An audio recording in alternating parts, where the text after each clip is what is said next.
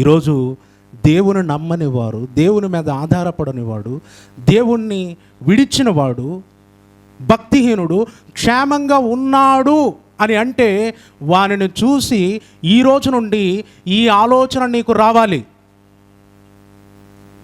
ఈ ఆలోచన నీకు కలగాలి. ఏంటో తెలుసా?